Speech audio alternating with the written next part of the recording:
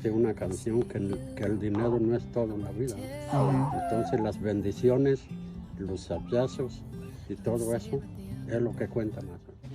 SB 972, California Retail Food Code, approved by Governor Newsom on September 23, 2022, and was filed with Secretary of State on September 23, 2022. It has been modified in January 2023. The new California law, SB 972, will help sidewalk vendors who sell food for an easier pathway to obtain health permits by making changes to the California Rental Food Code. The new California law, Senate Bill 972, will help obtain more security for the food vendors, making it more comfortable and help make changes so that they can proceed making their money. This legislation will impact various racial and gender communities because they need to get a permit in order to sell their food. And without that permit, they wouldn't have an opportunity to keep on running their business. It all depends on what and how the permits are given to the street vendors. In order to get the permit, the food has to be inspected.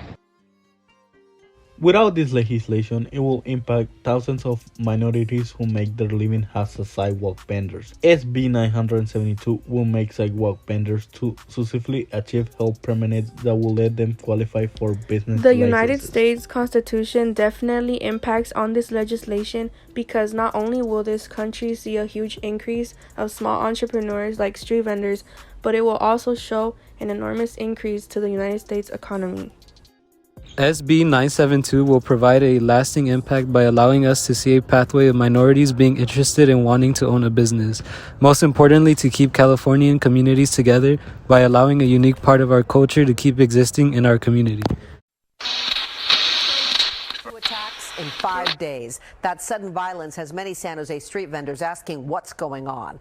Right, the food vending community is just fighting back after what happened last weekend with one of those food vendors being detained as well as cited nearly $250. Now they say that some of these people are among the most vulnerable in these communities, just trying to make a living and support their families, not to mention that the permitting process is nearly unattainable.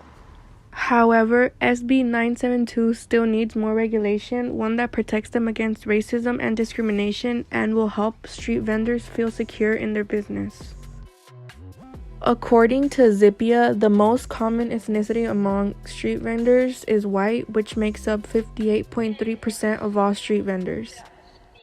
Comparatively, there are 18.1% of the Hispanic or Latino ethnicity and 10% of the Black or African American ethnicity.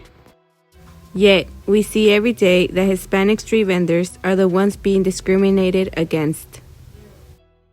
As Latinos, we stand to make a difference. We should protect these street vendors as families that wants to progress in this world and not just sit in bed doing nothing.